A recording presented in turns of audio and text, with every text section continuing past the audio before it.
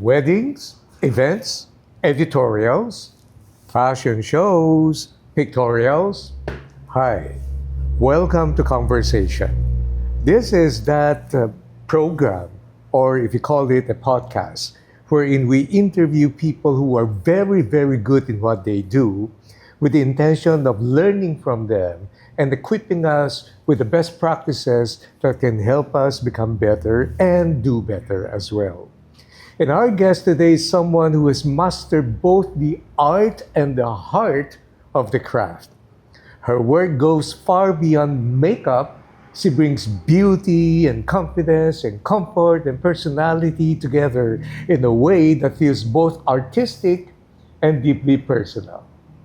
Known for her intuitive approach and her ability to understand what each client truly wants, she has built a reputation for creating looks that are not only beautiful, but also, here's the key word, authentic. She is a certified professional in both traditional and airbrush makeup by Makeup Designery or MUD under the mentorship of Georgina De Suicido. I hope I pronounced it right. And she also serves as a makeup instructor at MUD, helping shape the next generation of beauty professionals with a teaching style that is thoughtful, encouraging, and grounded in real-world technique.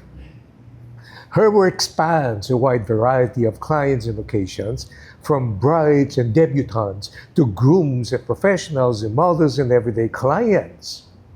And guess what I found out? What clients love about her is not just her skill, but also her cheerful and positive energy, the kind that instantly puts people at ease. So, I said too much now. Help me welcome, as our special guest for today, Kathy Chang Oran. Kathy, thank you Hi, for Sir gracing the Francis. occasion. Anong ginagawa ko dito? Thank you And- for inviting me. Oh, my pleasure. I've been in a couple of occasions.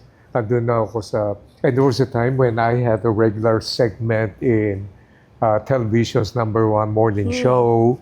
So medyo I'm also exposed to makeup that's being done, although not in a very specialty manner. Kasi alam mo naman sa studio, pabilisan yan. Yes. And then you face the spotlight and the camera. And then, pero iba yung craft mo eh. And I'm saying this, hindi dahil binobola kita. Pero enjoy ako pagka ikaw ang nagme-makeup sa akin eh. By the way, I only do makeup for shows. I don't do makeup on everyday basis, although I don't see why not. But let's start with the question I want to ask you. Sa dami-dami naman ng mga field mo, bakit Yes. makeup ang napili mo? Konting kwento about it, Sir Francis. When parang I'm one of those stories na parang nung bata pala ako, mahilig ako sa makeup. Okay. I'm one of those stories na naririnig mo. So, nung bata pa lang ako, as in like every time I see parang my auntie or my mom put their makeup, as in nakaganito ako sa kanila. As in talagang I'm really, at a young age, I already know, interested ako sa makeup. Pero yun lang yung alam ko, Sir Francis. Parang alam ko lang, interested lang ako sa makeup. And then, I still remember when I was still, siguro mga around in elementary school, I used to live with my cousins, girls sila. And uso yun, noon yung magazines eh. Oo. Yung mga, mahalata yung age ko, mga candy magazines, yung mga ganon during that time. I remember that one, Candy Mga Magazine. Cosmopolitan. Oo. And I still remember, pag nakakakita ako ng magazine, I open up the magazine and then ang una kong tinitignan, yung mga faces. As in, hindi ako nagbabasa, Sir Francis. Oo. Hindi ko binabasa yung mga nakasulat. Oo. Wala akong ibang tinitignan. Oo. Pero yung para ako nag-zoom in doon sa mga faces na nakikita ko bawat page. May mga times ba na on your own, ikaw rin nagme-makeup sa bahay, you're pretending to be Yes! Sir Aha. Francis, as in like at a young age, parang meron akong, I mean, syempre hindi marami, pero meron akong konting makeup. And then I still remember na pati yung mga angels namin sa house, minamake-upan ko. Oh, okay. Na pag umuwi yung mom ko, parang Aha. makikita nila yung si ate naka-lip gloss. Ah, Naka-glam okay. yung eyes, ganyan. Alright, okay. Tapos parang doon nag-spark yung idea sa akin na parang gusto ko maging makeup artist. Parang it's not more than makeup, but yung act of putting makeup to other person, parang doon siya, parang masaya pala yung feeling na may nahahappy kasi pinapaganda mo Yun. sila. Parang ganon. Oo. And then, for a while, parang hindi naman siya talaga firm in my head na ito gusto ko, hindi. Parang I was influenced by a lot of people na pagka-graduate mo, pwede kang mag-work muna sa corporate, Oo, pwede kang muna, oo. di ba? Parang ganon yung Eh, upbringing. doon na ako nagtataka kasi by ethnicity, Chinese ka di ba? Yes, Sir Francis. You know, the traditional Chinese are Yes. not want to, makeup, ano yan? Yes. Walang negosyo, wala Yes, kang Sir career, at Francis. least man lang mag-corporate ka. Did you have that experience and that resistance from your parents? Not really resistance naman, no? Pero parang nakikita ko kasi na yung parang family background ko, parang more on businesses sila. Some naman, they work in corporate. Okay. Parang wala talagang in art or in makeup, in ganyan. And then parang, alam mo yung feeling na parang pinag-aral ka. Oo, Tapos, oo, hindi yun yung path na susundan mo. Parang Is it- ganyan. Yeah. When you talk about, kasi ngayon, elevated na yung profession ng makeup artistry. But there was a time na hindi ganun, di ba? Yes. Is it because anybody can make themselves up? Or is it because hindi pa masyadong na-defined at very scientific yung profession na yan? I think before, kahit nga nung medyo bata ako or the time na nasa mind ko na gusto ko maging makeup artist, parang feeling ko wala masyadong venue or hindi mo alam paano ka mag-start. Parang kasi even my time na gusto kong mag-makeup, Oo. maging profession ko yung makeup, parang lost ako, Sir Francis. Parang, saan papasok? Ano to? Anong Oo. gagawin? Ganyan. Oo. Parang feeling ko, social media, Oo. helps a lot nowadays. Oo. Kasi Oo. even yung mga taong hindi naman nakakapag-go to a formal school like me, natututo sila through YouTube, through TikTok, and then also nadidiscover din sila through that. Oh, Kasi okay. they put makeup on So, themselves. nade-develop na rin Yes. yun. Parang ang dami ng awareness nowadays. Yes, a matter of fact, na nagugulat ako kasi I was waiting for my turn to speak in a resort club na beach, no? So, looking out from the restaurant, beach siya, pero bakit ang dami mga dumarating na fully made up na naka-gown pa? And then I realized one thing, they were there not to enjoy the beach, but they were going to do their IG and their photos. Yes. Tapos, lately naman, the family and I, we went to a foreign country. Tapos, sa labas pa lang ng hotel room namin, nakikita ko nakaset up yung ring light, nakabihis yung tao, tapos nagpo-pose sila as model with somebody taking photos and videos, and they have their own personal stylist and makeup artist. Is that also what's happening now locally? Yes, I would agree to that. Parang nag-e-evolve yung business, Sir Okay. Francis. Parang just like in weddings, I don't know if parang some can relate. Yung weddings before, ang simple lang naman. Every time Oo. na nagbe-makeup ako, meron akong client na bride. Sasabihin sa akin nung mommy, alam mo, Kathy, yung wedding ko hindi naman ganito kabongga, ang daming like nga. everything is specialized. Specialized Yeah. coordinator, specialized like gumagawa ng invitation, specialized na Oo. gumagawa ng flowers. Same thing with glam or with makeup. Parang nagiging specialized na ngayon yung makeup lang, hair lang, styling lang. Which I think is a good thing because nabibigyan din ng work. Kumbaga More sa medicine nung opportunities. araw, general practitioner ka lang, di ba? Ngayon, Yes. meron ka ng specialist sa kidney, Specialization. lungs, and blood cells Yes. and everything Yes. else, no? Ngayon, and by the way, you were recommended to me by my daughter, Hannah Kong, who is in the fashion industry pertaining to wedding gowns and cocktail dresses. Kaya sabi niya, Dad, magaling yan. So, edi syempre, I had the occasion to meet you and then get a first-hand experience of what you do. But I'm really fascinated. Alam mo, pag nakaupo ako, tapos mini-makeup ako, di ba, I'm asking you questions. And I found out that you are known for your very intuitive approach and understanding for what the client want. And,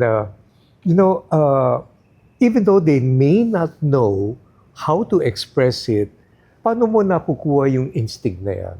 At nakukuha mo yung gusto ng kliyente kahit na hindi nila nasasabi? Ako kasi, Sir Francis, parang I know how to read or observe a person. Parang sometimes naman may mga clients naman na may peg agad eh. Alam nila agad yung gusto nila. But meron ding mga few clients na parang pag umupo, okay, yun naman ang unang tanong eh, okay, anong look natin today? Oo. What's your vision for your look? Ano yung gusto mong ayos mo tonight or today? There are times naman na clueless sila. Parang ikaw na bahala. Ganyan. Paano naman? Halimbawa, may peg yung client mo. O, Kat, gusto ko ganito. Alam mo, hindi mo magagawa yan. Yes. What do you do with it? Maraming ganyan, Sir Francis. Hindi realistic. Ako, personally, Sir Francis, I still believe that my main purpose is to give service. So gusto ko palagi yung client pag umaalis tumatayo sa makeup chair ko, happy sila. Happy. So first is, kino-consider ko kung ano yung gusto nila. Oo. Yun lagi, yun yung top of mind ko. And then Hindi maybe you make suggestions na makakatulong. Yes, hindi ko agad i-reject Oo. na, ay, hindi bagay sa'yo to. Kasi alam mo yung eyes mo, Asian, itong pinakita mo, Western yung eyes. Alam mo, Hindi bagay sa'yo. Alam mo, Kat, naalala ko yung story. May pumasok sa hair salon. Tapos, sabi ng hairstylist, anong gusto natin, ma'am? Eto, sundan mo yan. Tinignan ngayon ng hairstylist. Tapos, umakyat yung brows niya. Pero syempre, client yan. Yes. So, ang ginawa na lang niya habang ginugupitan, naghaham siya ng song. Oh. Boom, boom, boom, boom, boom, boom, boom, boom, boom. Mission impossible no? Yes. Pero, in your doing so, you've met different kinds of clients. And have you met, madali kasi ayusin yung clients na nagsasabing, hindi ko kasi alam, ikaw na. Mahirap din naman yung clients. Gusto ko ito, pero alam mo, hindi mo magagawa. Alam mo, Sir Francis, personally, no, parang mas okay sa akin yung magbigay sila sa akin ng gusto nila. Tapos, I will try to work around. Than, hindi nila talaga totally alam yung gusto nila or hindi nila alam Mas mahirap masabi sa akin. Like, I'll give you an example, no? Mag-aayos ako. And then, sasabihin ng client parang, okay ba yan? Tingin mo, okay ba yan? Of course, okay yan. Ako gumawa. I mean, di ba? For me, okay yan. Ako yung gumawa niyan eh. And then, I will tell them, yeah, it looks good on you. Parang feeling ko bagay yung color, yung ganito, ganyan. And then parang, okay ba? Parang they keep on asking, okay ba? And then, syempre, babalik mo yung tanong na parang, anong gusto mo? Parang gusto mo ba mas neutral color? Gusto mo mas loud color? Gusto mo ba na anong shape? Ganyan. And then, hindi niya na masasabi sa'yo, Sir Francis. Parang kang laging guessing game. Ano kaya ang gusto niya? Bakit hindi mo makuha yung satisfaction So ng dito gusto sa niya? ginagawa mo, you are actually educating the client as well. No? Para lumawak ang kanyang options and to understand. Now, you were trained in both traditional at yung ating tinatawag na airbrush makeup. Explain to me a little bit about airbrush makeup, and for those who may not understand the difference, paano mo na determine kung anong approach ang gagawin? Okay. I think, Sir Francis, yung airbrush, matagal na siyang existing. But I think nag-boom yung airbrush technique siguro mga early 2000, nung kasabay kung kailan nauso yung mga high definition cameras, mga HD, ganyan. Because yung airbrush, yung mechanism niya, it provides smooth finish and very even. So, unlike yung mga traditional makeup before, na I don't know, Sir Francis, ako kasi naabutan ko, alam niyo yung cake makeup, yung cake foundation na babasain mo, matigas siya, tapos babasain mo, tapos ilalagay mo siya sa face. Yun kasi, it will give you very little room para i-blend. So, pag nag-dry na siya sa skin, tapos patchy yung application mo, or heavy yung application mo, ganun na siya magda-dry sa face mo. Now, nung lumabas yung nakilala ng mga tao yung airbrush, parang ang ganda ng finish niya. And then since HD, nakikita yung ang ganda ng finish. Parang ganyan. Yan ang nag-register sa akin. May kinalaman kasi sa power ng cameras ngayon. Ano? Kasi before, low res, ganyan. Hindi naman nakikita kahit patchy yan or heavy yung application mo. Hindi naman yan ganun ka nag-register sa camera. So there's also a science in understanding how to apply that. Yes, and also how you throw the light sa studio, sa mukha, ganyan. Okay. So nung nakilala ng mga tao yung mga airbrush, parang nagustuhan nila because first, maganda yung register, and then also, meron siyang long-lasting finish sa face, especially for brides. Ngayon ko lang naintindihan. Kasi I'm sure you have worked with celebrities, yung mga superstars, and they always want to bring their own makeup artist. Minsan pagdating siguro paparetouch lang sa'yo or something out of courtesy or maybe they want you to improve on it. So, parang ngayon ko lang naintindihan kung bakit parang hindi ko gusto masyado. When I was with the studio doing my segment sa TV program, parang pare-pareho lahat. Pabilis ako, sir, okay na. No? Tapos tinitignan ko, ba't hindi maganda? So, yun pa yung tawag natin na cake foundation, or probably ginamit nila is powder foundation.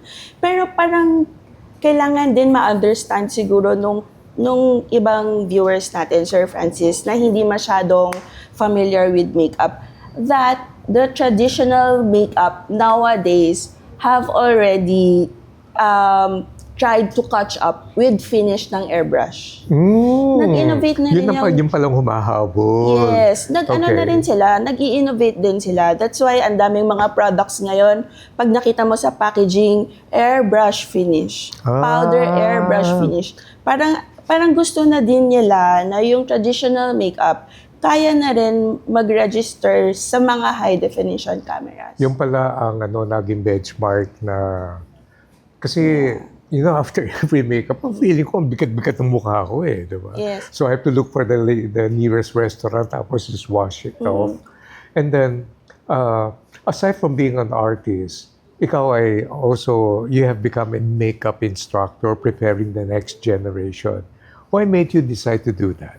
Actually, Sir Francis, hindi ko yun na-imagine na I'll be an educator or an instructor. Kasi when I started this career, I tried it first ng self-learned lang And then parang kulang. Kulang yung knowledge ko, kulang yung, parang alam kong kailangan marami akong bit-bit na knowledge. So that pag humarap ako sa client, alam ko yung sinasabi ko. Hindi lang yun dahil napanood ko to sa YouTube. Or feeling ko maganda to. Parang ganon. Kasi hindi lahat ng bagay sa YouTube makukuha There's a science into it. Though, Sir Francis, makeup is still artistry pa din naman yan. So kung what you find beautiful or what technique works for you, yes, do it, no? Pero parang ako lang, this is just my personal take na parang gusto ko,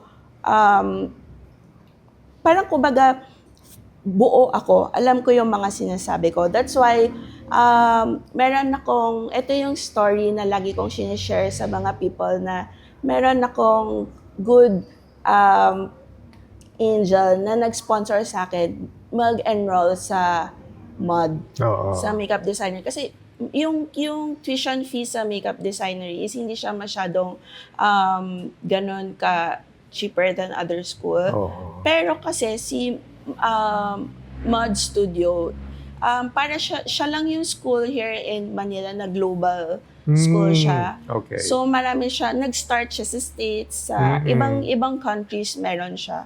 So parang feeling ko, if pupunta ako ng school or mag-enroll ako to a school, gusto ko yung top-notch na. Oo. Or gusto ko yung parang hindi ako uulit na ng ibang school. That's why yun yung pinili ko.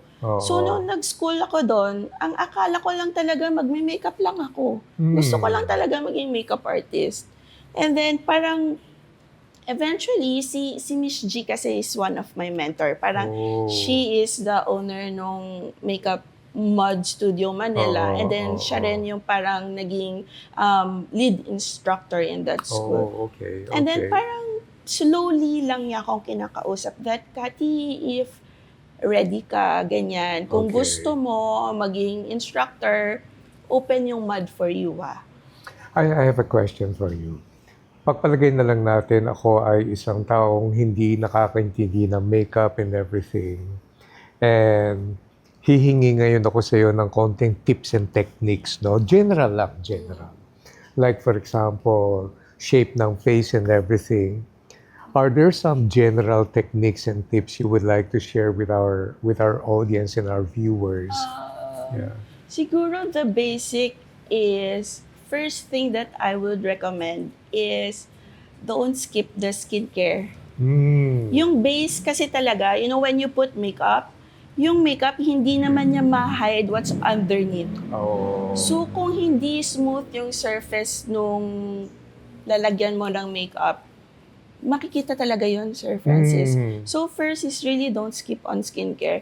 Yung iba kasi parang sinasabi, lagyan mo na ng makeup yan, makeup na lang yan, diretso, ganyan. So first is really start building the makeup from skincare. And also if you're a professional makeup artist, take that time na habang nagsi-skincare ka, na familiarize ka na dun sa shape ng face niya, ng ano yung texture ng face, so that when you do your makeup, alam mo na kung in your mind, ano yung mga, like, paano ka a-atake sa makeup. So, basic pa rin, ano, ha? Basic pa din. And also, like, when you're putting foundation, kailangan tama yung base matching ng color, yung, alam mo, yung, before you go into small details, muna kung ano yung mga basics. I'm not familiar with this industry. Pero, would you say na there are certain cosmetic products or facial care products that are not suited for Asians? For Asians? What I would highly recommend is if you are living in Asian countries, go buy products from that, yung same ng weather temperature. For example, if you're in the Philippines, so tropical countries tayo, alam natin, di ba? So maybe get your skincare or makeup from Korea, from Japan, na yung meron din kahit papano may humid weather din sila. Kasi if you get hindi ko sinasabi, Sir Francis, na don't get products from yung mga Western brands. Kasi maganda din naman talaga sila. Pero kasi there's a risk na doon malamig. So dito sa atin, mas mabilis tayo mahulas. Because lumabas ka lang ng door, mainit. Lumabas ka lang ng door, ang daming usok or pollution, ganyan. So for me, what's really suitable to our skin is to get products din na ganito din yung weather. Japan, Korea, mga ganong products din. May effect ba yung diet and sleep sa skin condition? Yes, Sir Francis. Pag may bride ako, Sir Francis, usually I send reminders. And then lagi ko sinasabi, don't forget your beauty rest. Kasi talagang if the bride is talagang, for example, kulang ng sleep, or yung alam kong very anxious yung bride, talagang iba yung kapit ng makeup. First, mafe-feel ko na agad.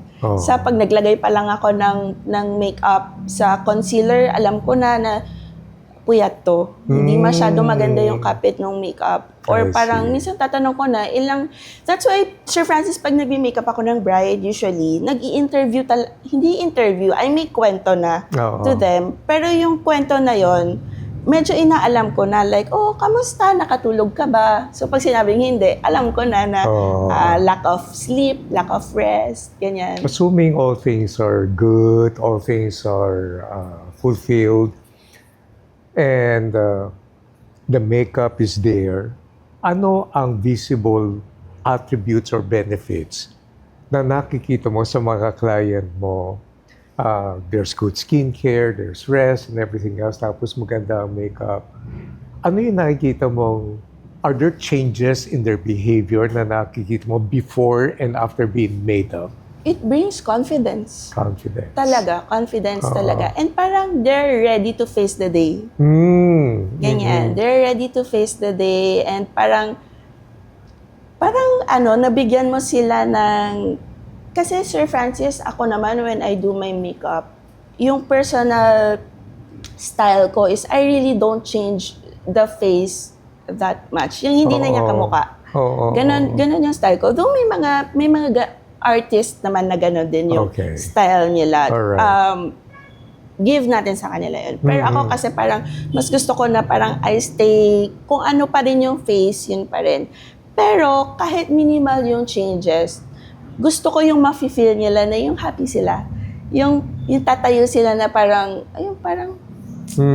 ready sila mag-slay for the day. Parang ganyan. You know what transpired sa akin is that we can talk about makeup as an art, cosmetic, and everything else. But underneath, the thing that I learned from you is the basics are important pa rin. The basic authenticity of your skincare, kung hindi taken care of, cannot be hidden by makeup, no? And that talks a little bit more about life as well, eh. Yung mga basics natin sa buhay, dapat maayos yan. And we can have all the material things that will try to make up for our deficiency in terms of character and our personhood, will not be able to cover them as well. You know, it's the beauty of this conversation, and what makes it meaningful is that you reminded us that beauty is not just about appearance, it's also about care, it's all about understanding, it's all about confidence building, it's all about the quiet gift of helping people feel comfortable even in their own skin, and never neglecting what are the basics and what are important, you know. So, I would spend the rest of the time asking you, ano pa yung mga techniques na gagawin natin kung singkit ako, paano? But these are not the things I want to do. But where can people get in touch with you? You know, the beauty of this program is that after which, people are really interested to get their services and to know more about them. Paano ka mako-contact naman? Through social media, Sir Francis. If they will just search Makeup by Cathy Oran in Facebook or Instagram, they can easily find me. That's Cathy with a K, not with C. Kasi marami nagsispell ng Cathy with C. But, they can easily find me. Some people lang, I know naman nowadays that people look for,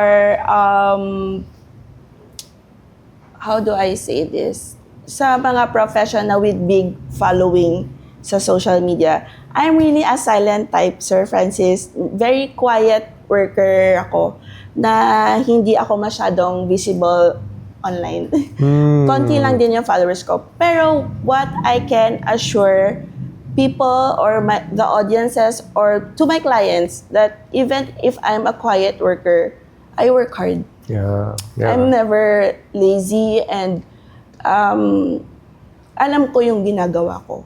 And I can attest to that because we've been working together for quite some time Yes. already. And one more thing. What makes me learn so much from you is you may be quiet, but you have so much within you. And I'm so happy that you are now teaching the next generation of makeup artists now. Yes. And so, I want to thank you for sharing your time with me and your insights and your passion with us. And thank you so much for the work that you do. I wish there would be more like you and you can reproduce more Yes. of yourself, diba? Thank you. And one more thing, before we close, there's a lot of you who have been viewing this, but you're not yet subscribed. And I'd like to invite you to click on the like button and subscribe and then share this with people that you know, with your friends and loved ones, because there's just so much we can learn out of this program. So, thank you, Kathy, Thank for you, Sir gracing this Francis, episode. for inviting me here. I appreciate for conversation to give time for me to share my story. Thank also. you. Thank Thank you. you. And for those of you, thank you for your time as well.